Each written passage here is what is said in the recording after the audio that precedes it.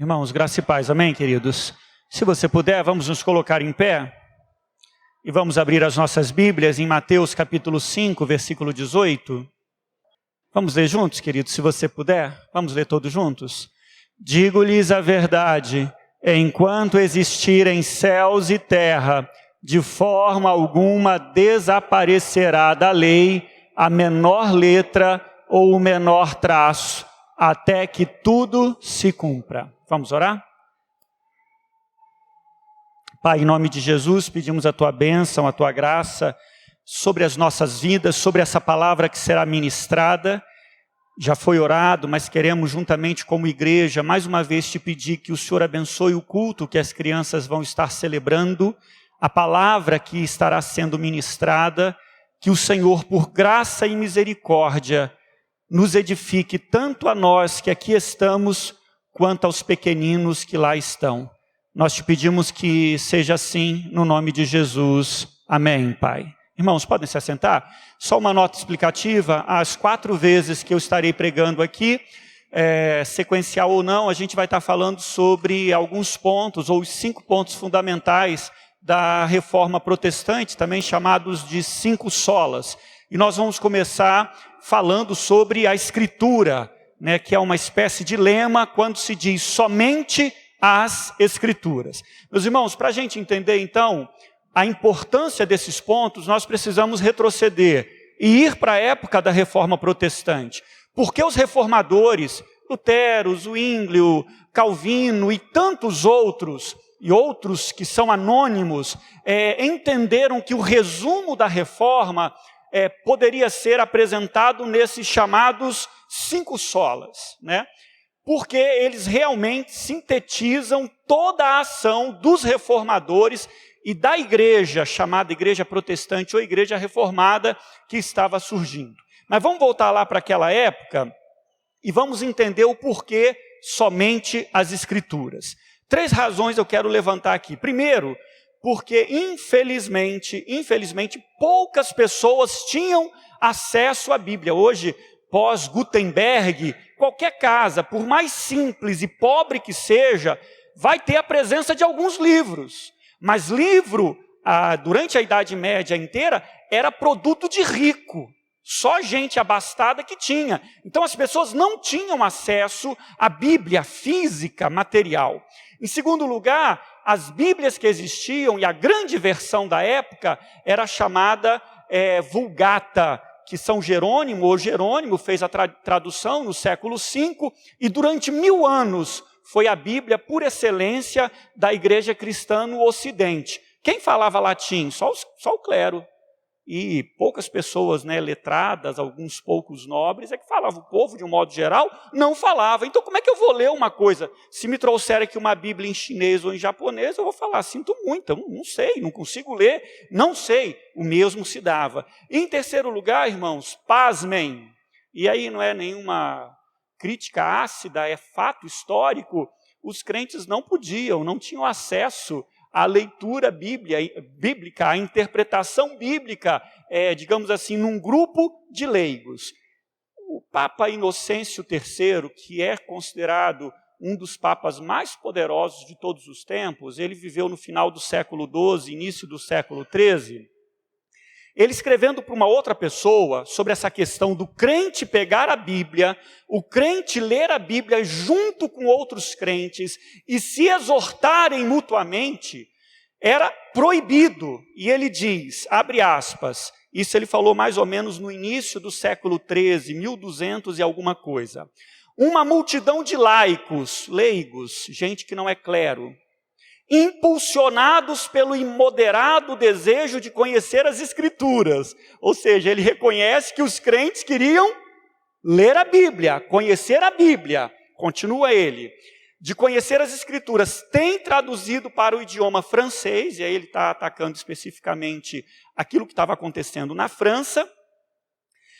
Para o idioma francês, diz os Evangelhos, as cartas de Paulo, e vários livros olha só o que ele diz, o culpável e insensato propósito de se reunir em secretas assembleias malignas, nas quais não temem pregar uns aos outros. Traduzindo, ele está dizendo assim, está errado! Os leigos, os crentes, e aí nós estamos falando de crentes católicos apostólicos romanos, né? Crentes romanistas, não podem fazer isso, não devem fazer isso, porque de certa forma, até bem recentemente, né, a igreja, dogma, tem poder sobre as escrituras. Na verdade, não é isso que o protestantismo ensinou, crê, e não é isso que as escrituras nos ensinam. Irmãos, para nós, crentes protestantes, né, nós não somente achamos que é bom, como incentivamos. Leia a Bíblia, estude a Bíblia, com presbítero, sem presbítero, com pastor, sem pastor. A única ressalva que nós fazemos é o seguinte, não pense que você vai redescobrir a roda. Tudo aquilo que é bíblico e verdadeiro, certamente, irmãos, tem respaldo na história e outros irmãos já falaram sobre isso. Volta comigo aqui, irmãos. Mateus capítulo 5, a partir do versículo de número 18. O tema, esse tema aqui, Bíblia, esse tema Palavra de Deus, está em todas as páginas das Escrituras. Quando você abre em Gênesis capítulo 1, Deus cria todas as coisas por intermédio de quê? Da palavra. É a palavra de Deus que cria todas as coisas. E de Gênesis a Apocalipse, você vai ver que esse tema está sempre presente. Os profetas, quando iriam pregar, quando iriam profetizar, eles sempre diziam, assim diz o Senhor. A palavra do Senhor veio a mim e assim sucessivamente, e aí vai. Quando a gente fala também sobre a palavra de Deus, abra comigo, por favor, João capítulo 1, versículo 1, a gente precisa entender que a Bíblia fala que a gente compreende ou deve compreender a palavra de Deus de duas formas. Primeiro, quem é a palavra de Deus? Jesus é a palavra de Deus. No princípio era o verbo estava com Deus, o verbo era Deus. Na tradução NVI, ele usa a palavra mesmo, né? No princípio era aquele que é a palavra. João está se recordando de Gênesis 1, quando o Pai cria todas as coisas e diz assim, e disse Deus, haja, e disse Deus, haja. João está dizendo, a palavra que criou todas as coisas é Jesus. Então essa é a primeira compreensão. A segunda compreensão, irmãos, a Bíblia, se você abrir, não precisa projetar, Lud, você e meu irmão, minha irmã, abra a sua Bíblia e você mesmo vai ver. Capítulo 19, a palavra de Deus é a Escritura Sagrada, ou são as Escrituras Sagradas. Esse conjunto de 66 livros que nós conhecemos, que nós sabemos, que vai desde Gênesis até Apocalipse, que tem um monte de nomes, recebe um monte de nomes. Lei de Moisés, palavra, mandamento, preceito, entre outros. Se você abrir aí em Salmo 19, a partir do versículo 7, você vai ver. Então, você tem essas duas palavras. O texto que a gente leu, volta aqui comigo, por favor, vai falar da lei escrita, da palavra escrita, que também recebe o nome de lei, né? Quem é crente mais velho aqui, Carlos Alberto, né, Carlos Alberto? Depois você me bate lá fora, seu Jonas, sabe que antigamente em algumas regiões se falava que, né, o crente estava na lei, né, na lei dos crentes. Não sei se os irmãos lembram, eu lembro disso aqui, dessas expressões, né, se referindo à nossa fé, à nossa espiritualidade, como pessoas que estão debaixo de uma lei, né? E a Bíblia é, sem sombra de dúvida, a lei, não nesse sentido pejorativo, negativo, mas é ali o conjunto, né, de palavras de Deus que orientam a vida do crente. Nesse aspecto, volta comigo, Mateus capítulo 5, versículo de número 18, a Bíblia, a palavra de Deus é eterna, ela não perde a validade.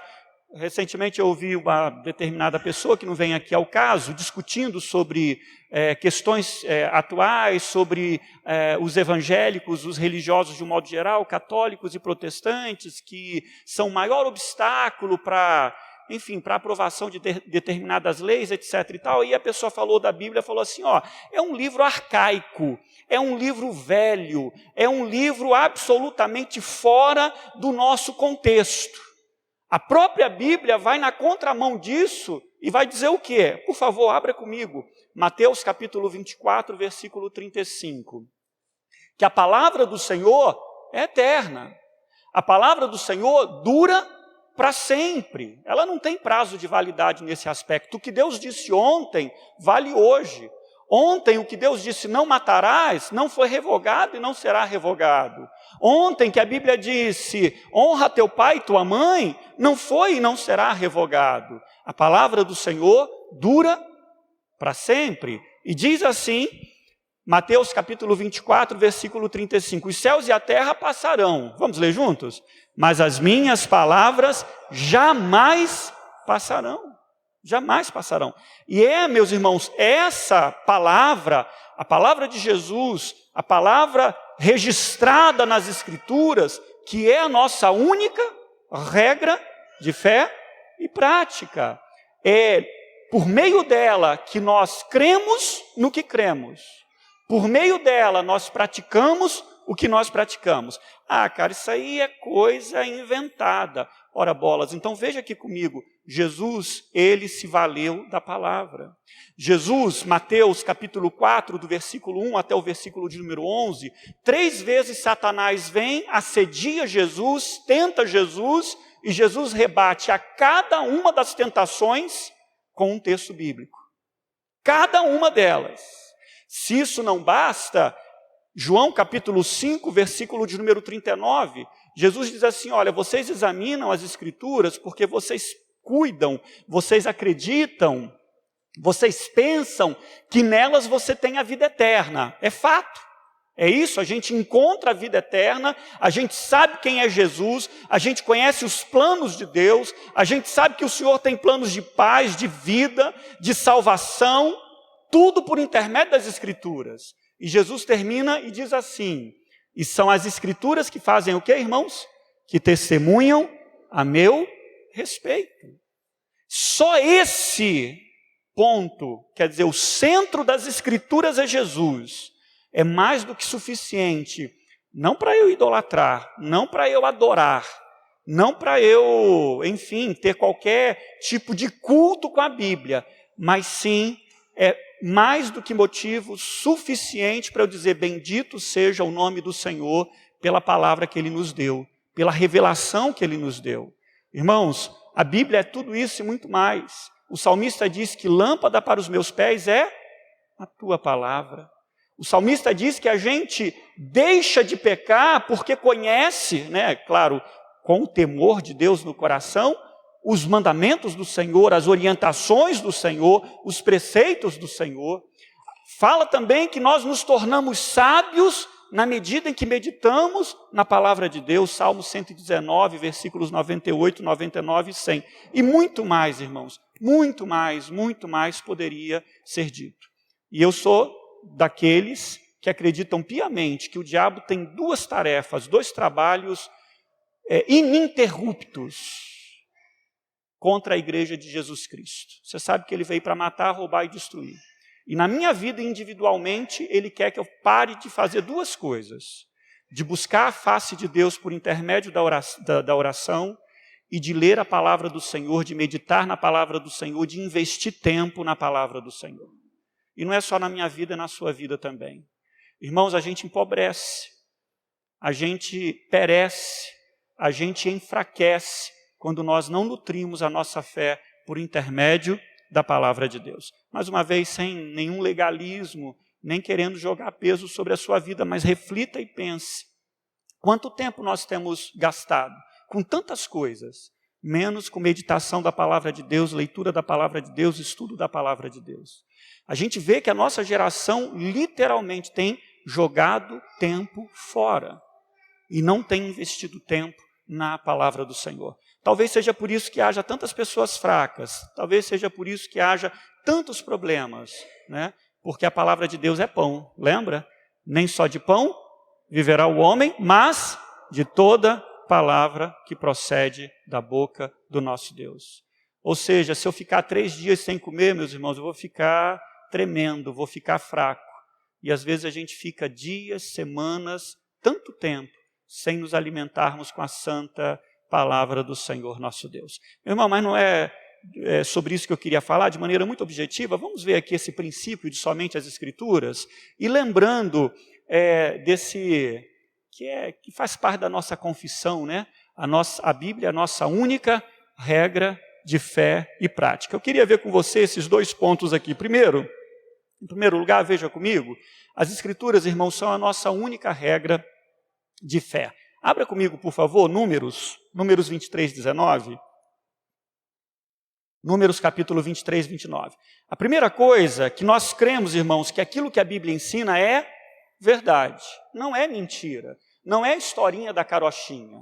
Né? Algumas pessoas entram em crise e dizem assim, não, olha, igual eu falei recentemente, né, que uma pessoa, um líder lá da igreja Hillsong, do ministério Hillsong, disse que a ciência todos os dias está perfurando as religiões. Bem, eu não creio nisso, e sinceramente eu não sou nenhum bobinho.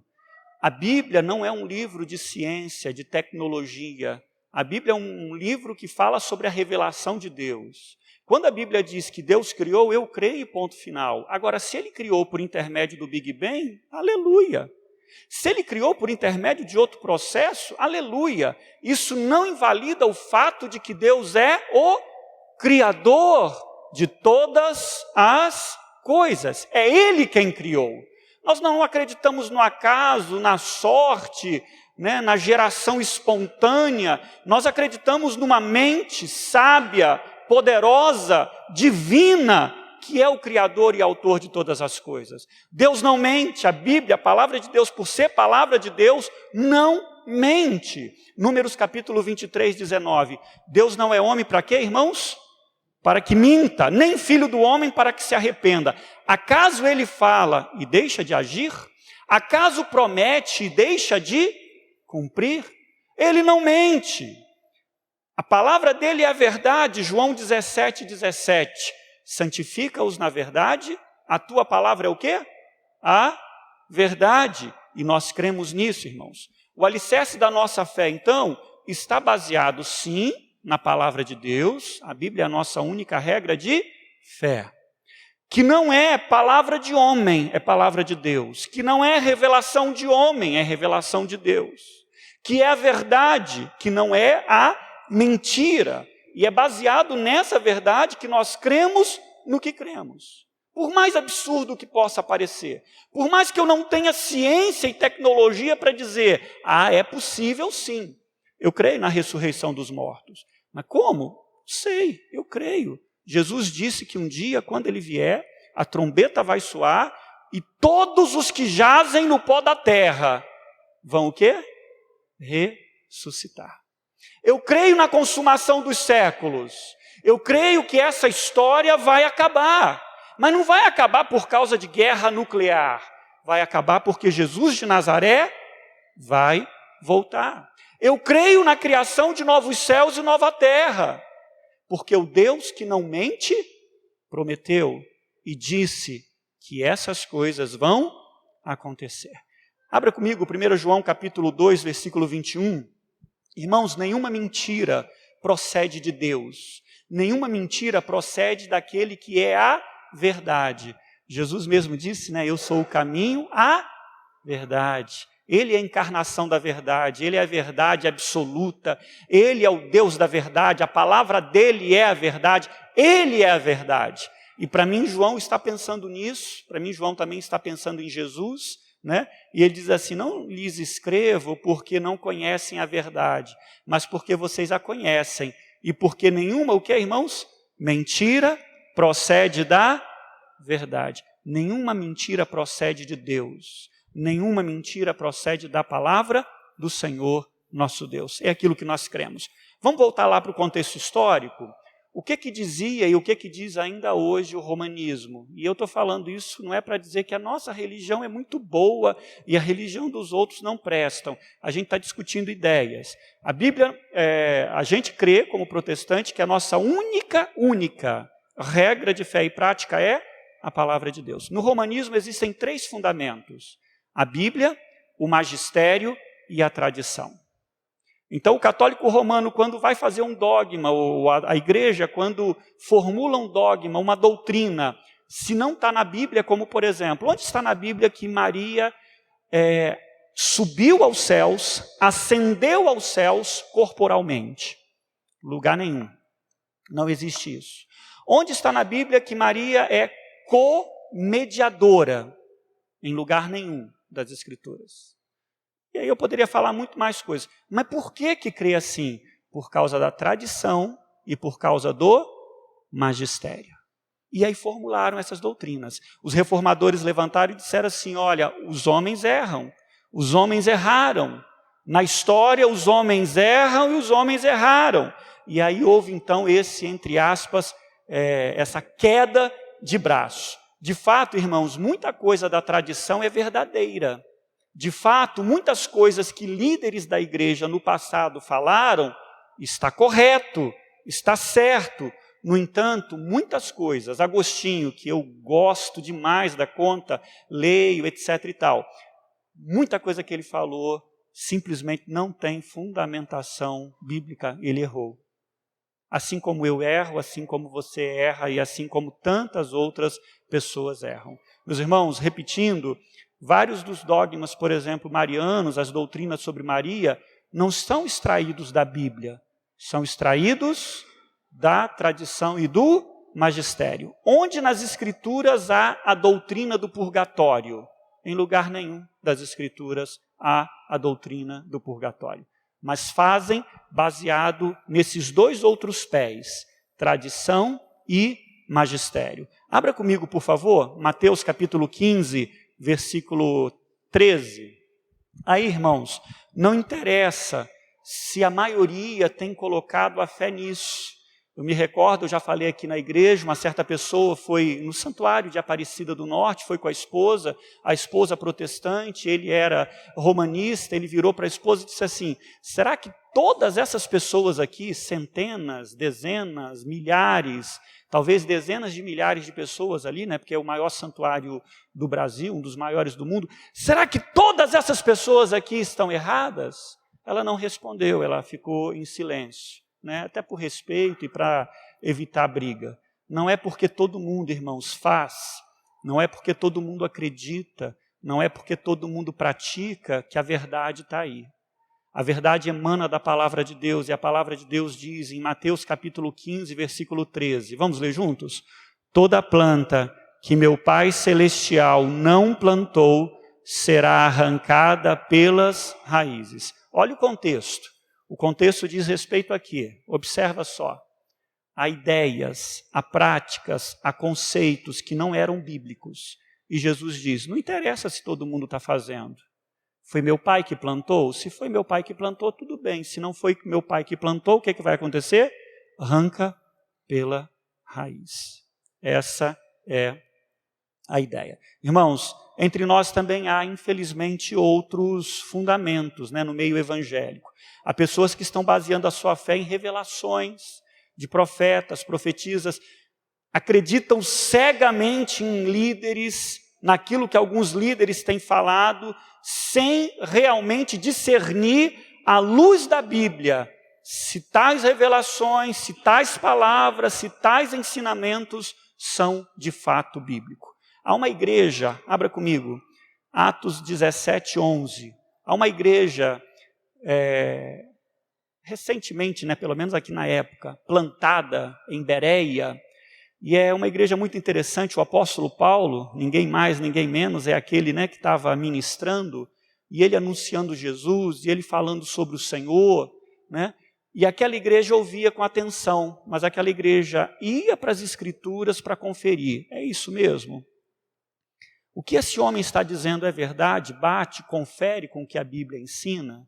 Irmãos, infelizmente, tantas pessoas simplesmente seguem, simplesmente abraçam, sem conferir nas Escrituras. Paulo diz que ainda que um anjo desça do céu e pregue um evangelho que não é o evangelho de Cristo, que seja maldito. Que seja maldito. Não interessa se há milagres, não interessa se há manifestação do sobrenatural. A nossa única regra de fé e prática é a Bíblia. Se a Bíblia diz é isso, creia, abrace. Se não diz, irmãos, cai fora, que é problema seríssimo. Atos 17, 11 diz assim, os bereanos eram o quê? Mais nobres do que os tessalonicenses, pois receberam a mensagem com grande interesse. Vamos ler juntos? Examinando todos os dias as Escrituras, para ver se tudo era assim mesmo. E é isso mesmo. Irmãos, eu não tenho problema, e certamente nossa liderança também não, de discutirmos. Mas isso é bíblico mesmo? É assim mesmo que a Bíblia ensina? Né? Nós precisamos. Não deposite a sua fé em mentiras, em nome do Senhor Jesus. Em segundo lugar, a Bíblia é a nossa regra de fé. A Bíblia é a nossa regra de prática. A única regra de prática. O que você faz, tudo o que nós fazemos, tem que ter como fundamento a palavra de Deus.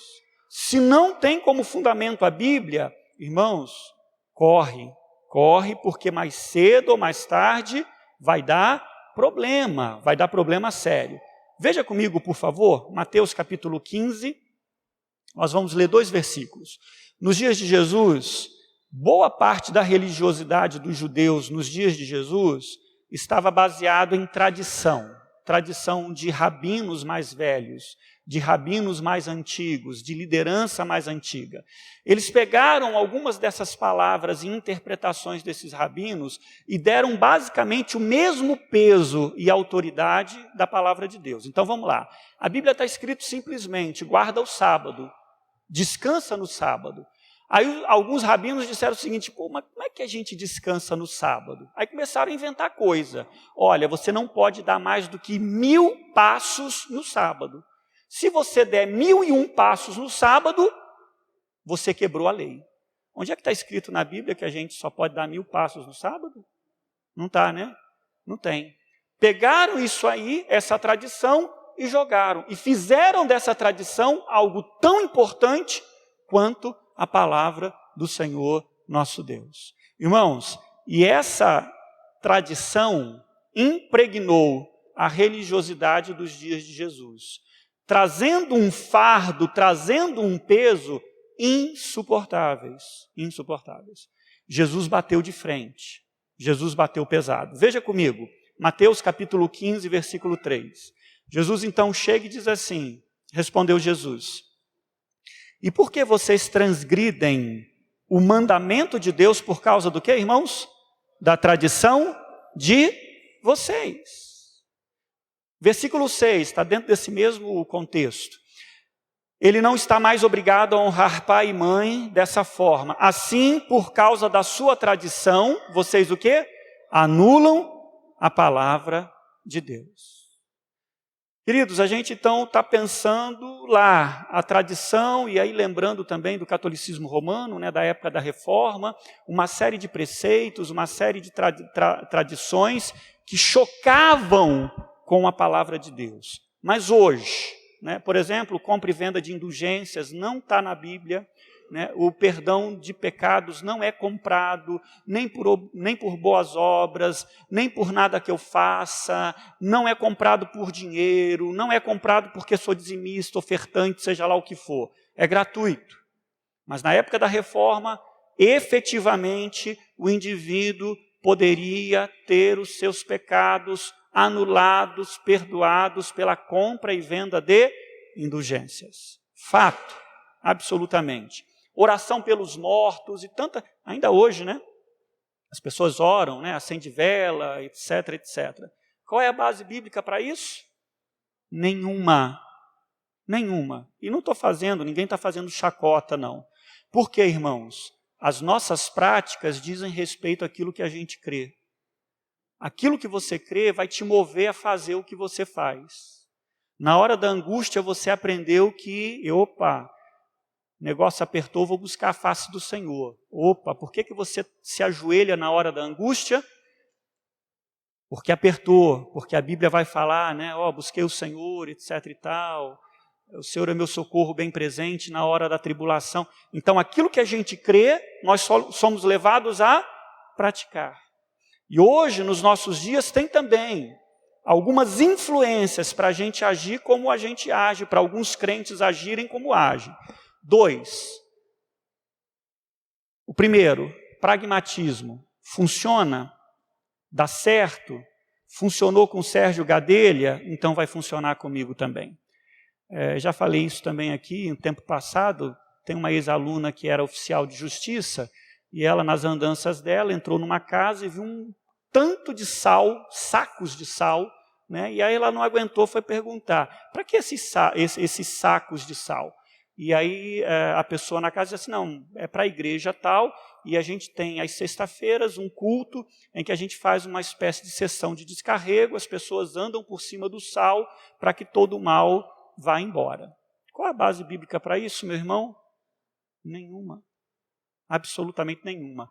Mas eu posso lhe garantir que muitas pessoas, eu estou falando de uma igreja desconhecida, vão falar na televisão, vão falar para amigos e amigas que fizeram, que levaram a rosa ungida, que levaram o sabonete ungido, que pegaram o pano do apóstolo, do bispo, seja lá quem for, levou para casa e tudo deu certo. Se deu certo com o Tiago, vai dar certo comigo também. Isso se chama pragmatismo. Irmãos, a igreja evangélica, ou parte da igreja evangélica brasileira, voltou à Idade Média nesse aspecto, né? A prática dela é uma prática medieval, para vergonha nossa, para vergonha minha, para vergonha de todos nós. Deus tenha misericórdia. Então, o que funciona, eu vou fazer. Está na Bíblia, não está na Bíblia? Pouco importa.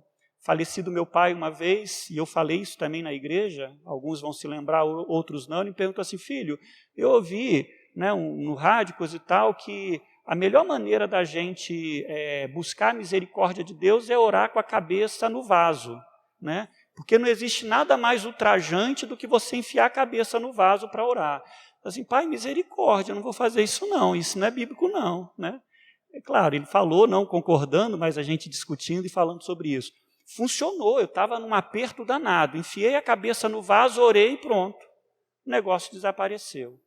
Irmãos, infelizmente, né, a gente ri, mas é trágico também ao mesmo tempo, porque milhões e milhões de pessoas estão seguindo esse tipo de religiosidade. E as práticas ou normas culturais? E eu já vou encerrando aqui, irmãos. Também, muita gente nas igrejas históricas, não históricas, né, estão mundanizando. Mundanizando. Aquilo que na minha época chamava, né, de mundanismo, hoje se chama secularismo, né? Pessoas que estão vivendo a sua vida, são chamadas e se consideram cristãs, mas vivem como se fossem ímpios, como se fossem pessoas do mundão. Uma certa feita, também já falei aqui nessa igreja, estava palestrando em um determinado lugar e a gente entrou nessas questões culturais e falei assim, olha, pelo menos na minha época eu lembro do ditado, né?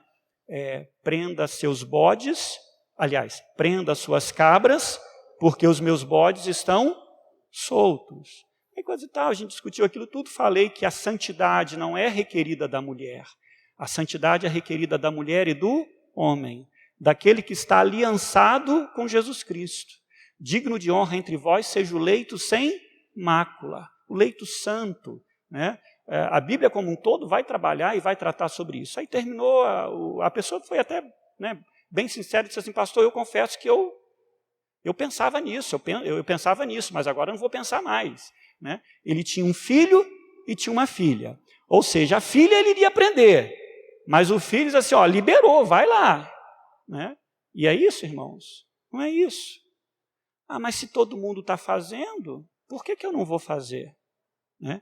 E hoje, infelizmente, algumas, e eu não vou entrar em detalhes aqui, mas eu já ouvi uma mãe confessando que abriu a porta da casa, permitiu que o namorado viesse para coabitar com a filha, né, para que a filha tivesse experiência sexual na igreja, gente de igreja. Né? E não tivesse problema, desde que usasse preservativo. Aí é o contrário, né? Aí, ó, agora eu solto as minhas cabras, né? Agora eu solto as minhas cabras. Isso é nada mais, nada menos, irmãos, do que mundanismo. São as normas da cultura secular, entrando e fazendo a cabeça da grande maioria, de muita gente. O pecado nunca deixou de ser pecado, porque todo mundo está fazendo. Porque todo mundo está fazendo. Irmãos, que Deus tenha misericórdia em nome de Jesus. Mas por que isso acontece? Não tenho a menor dúvida. falta temor de Deus no coração e falta conhecimento das Escrituras. Faltam essas duas coisas. Eu encerro aqui Tito capítulo 2, versículos 11 e 12. Tito capítulo 2, versículos 11 e 12. Vamos ler todos juntos? Porque a graça de Deus se manifestou salvadora a todos os homens. Ela nos ensina a renunciar à impiedade e às paixões mundanas, ver de maneira sensata, justa e piedosa nessa era presente. É a palavra de Deus, essa graça que se manifestou, encarnou-se também aqui nas Escrituras, que nos ensinam como viver de maneira agradável ao Senhor nosso Deus. Irmãos, eu termino, essa semana tive uma conversa participei de uma banca, de duas bancas, e estava lá um cara que trabalha com tradução particularmente para indígenas, mundo afora aí, e na conversa eu fiquei até espantado, eu não tinha essa informação, e falou para mim que, dependendo da cultura, tem levado em torno de 30 anos para traduzir uma Bíblia. Nós no Brasil temos dezenas de traduções, louvado seja o nome do Senhor por isso, né? Que trabalho tremendo, né? Grandioso, mas é um trabalho muito abençoado. Porque é por intermédio da palavra de Deus que as pessoas vão ser, né, santificadas, transformadas, orientadas e tantas outras bênçãos. E aí me veio à mente, está na internet, depois você procura, eu não lembro o povo, e não lembro se foi na Ásia ou na África, a chegada de caixas de Bíblia num avião pequeno, e já havia uma igreja instituída, já havia uma igreja plantada, mas não havia ainda, né, a tradução completa, e chegando. E a igreja pulando, jubilando, louvando a Deus, porque agora tinham, né, a bênção de ter o livro santo, né, traduzido no idioma deles. Irmãos, e toda vez que eu penso nisso, assim, meu Deus do céu, que maravilha, né? A gente tem, irmãos, literalmente dezenas de traduções. Nosso problema não é esse, né? Talvez o nosso problema é retornar às origens e ter fome e sede da palavra de Deus. Que Deus coloque no seu coração fome e sede da palavra dele. Amém, queridos? Meu desejo, minha oração, que Deus nos abençoe. Não se esqueça, somente as Escrituras. Ela é a nossa única regra de fé e prática. Amém? Deus te abençoe.